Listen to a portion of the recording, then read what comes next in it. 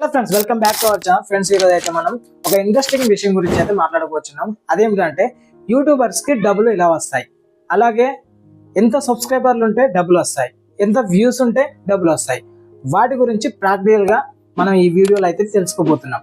So video చాలా interesting గా ఉంటుంది.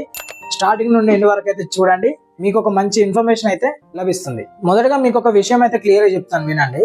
అదేంటిదంటే యూట్యూబ్ లో సబ్స్క్రైబర్స్ 10 లక్షలు ఉన్నా, మిలియన్ సబ్స్క్రైబర్స్ ఉన్నా డబ్బులు రావండి. మీరు విన్నది నిజమే. కేవలం మనం పెట్టే వీడియోలో వ్యూస్ వస్తే దాని ద్వారా డబ్బులు అయితే వస్తాయి. దాని గురించి అయితే నేను ప్రీవియస్ వీడియోలో అయితే క్లియర్ గా చెప్పాను. ఇందులో షార్ట్ కట్ చేసి అయితే చెప్తున్నాను, ఎందుకంటే వీడియో లెంతీగా ఉంటుంది కాబట్టి. సో ఫ్రెండ్స్, యూట్యూబ్ లో డబ్బులు అనేటి సబ్స్క్రైబర్స్ వల్ల కాదు, ఒక వీడియోకి వ్యూస్ వస్తే దాన్ని బట్టి ఆదాయం అనేది డబ్బులు అనేది వస్తుంది. ఇది గుర్తుంచుకోవాల్సిన విషయం. యూట్యూబర్స్ కి డబ్బులు అనేటి కేవలం వ్యూస్ మరియు వీడియోలో ప్లే అయ్యే యాడ్స్ మీదనే ఆధారపడి ఉంటుంది.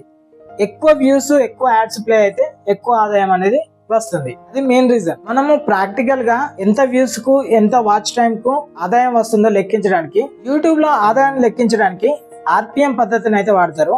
ఆర్పిఎం అంటే ఏమిటంటే రెవెన్యూ ఫర్ మైల్. అంటే ప్రతి 1000 వ్యూస్ కి యూట్యూబ్ మనకి ఎంత ఆదాయం ఇస్తుందని అర్థం. అంటే అందరికి ఒకే విధంగా ఉండదు.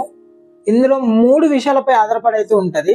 ఒక్కొక్కరికి ఒక్కొక్క విధంగా ఆదాయం అనేది పెరుగుతూ తగ్గుతూ ఉంటుంది. 3 విషయాలు ఉంటాయి కదా. ఒకటి, మీ యొక్క కేటగిరీ ఏంటి, వ్లాగా, కుకింగా, ఎంటర్టైన్మెంటా, సైంటిఫికా, ఇట్లా చాలా కేటగిరీలు ఉంటాయి కదా, దాని మీద బేస్ అయి ఉంటుంది. మరొకటి ఏంటిదంటే మన వ్యూస్ ఎక్కడి నుండి చూస్తున్నారు, ఇండియానా, యూకేనా, యుఎస్ఆ, ఇంకా వివిధ దేశాల నుండి ఎక్కడి నుండి చూస్తున్నారు, దాని మీద కూడా ఆధారపడి ఉంటుంది. మూడో విషయానికి వస్తే మన వీడియో లెంత్ ఎంత ఉంది, అది షార్ట్ వీడియోనా, ఫుల్ వీడియోనా, ఈ 3 విషయాలపై అయితే ఆధారపడి అయితే ఉంటుంది. ఇప్పుడు మన ఇండియాలో 1000 వ్యూస్ కి ఎంత రెవెన్యూ వస్తుందో, సగటున ఫుల్ వీడియోకి ఎంత వస్తుందో చూద్దాం. యూట్యూబ్ లో కేటగిరీలు అయితే ఉంటాయి కదా, వ్లాగ్స్, కామెడీ, ఎంటర్టైన్మెంట్.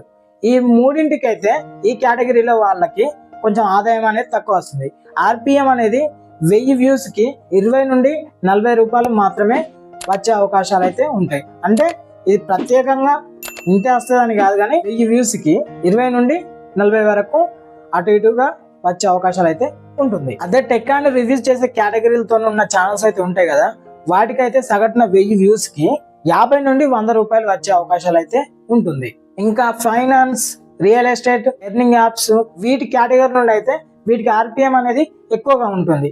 అంటే 1000 వ్యూస్ కి సగటున 150 నుండి 300 రూపాయల వరకు అయితే ఉండవచ్చు. ఉదాహరణకి ఒక వ్లాగ్ ఛానల్ ఉన్నది అనుకోండి, దానికి 1,00,000 వ్యూస్ వచ్చినాయి అనుకోండి, మనం క్యాల్కులేషన్ ప్రకారం సుమారుగా 3,000 నుండి 5,000 వరకు అయితే అంత రెవెన్యూ అయితే వస్తుంది. అదే టెక్ అండ్ ఫైనాన్స్ ఛానల్స్ ఉంటాయి కదా, వాటికైతే 15,000 నుండి 20,000 వరకు అయితే ఉండవచ్చు సుమారుగా.